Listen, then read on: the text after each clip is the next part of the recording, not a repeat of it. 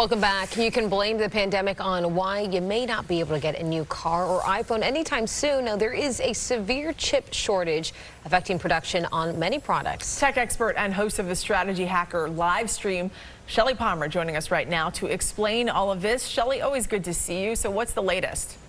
Well, you know, the chip shortage is one of the first supply shocks we've had during the pandemic that's lasting. It takes a while to tool up for chips, and while the pandemic was raging, there was lower demand for cars and certain kinds of manufacturing, and so the chip manufacturers started to tool up for the things that they were selling. Well, demand has jumped back. People want to start driving again. There's all kinds of needs for chips that just weren't in production.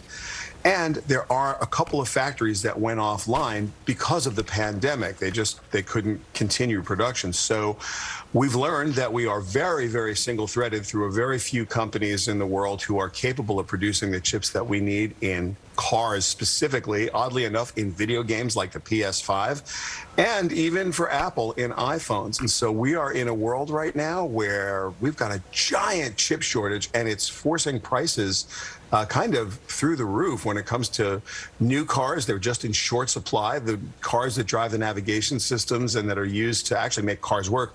Cars are computers with wheels. You don't know that, but they are. I mean, it's very high tech. And so, you know, without the chips, you can't make the cars. It's just sort of driving the used car market too. In the end, maybe 2023. 2023. Wow. That's wow. A couple years away. Okay, well, I do want to ask, though, I know the White House is taking this very seriously. You have President Biden saying that he wants to put in a couple $2 billion so that we would have these production plants here in the U.S. So if they do that, if they fast track that now, you still think that would be 2023? I actually think it won't change it at all. First of all, it's an important initiative for us to get behind the chip industry because the world is made of chips at this point.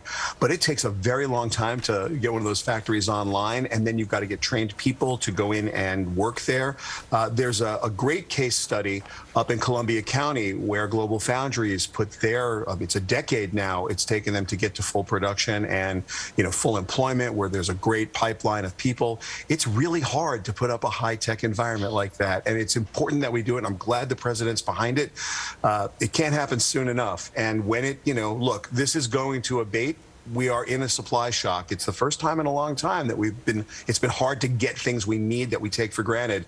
There's a lesson here across the board for big business and for all businesses. So, yeah, it's going to take a minute, and we're going to have to get past it. But don't look for relief much before the end of 2022, early 23. That's the industry idea right now. Shell, in the short term, what does this mean when it comes to the cost of things that we buy?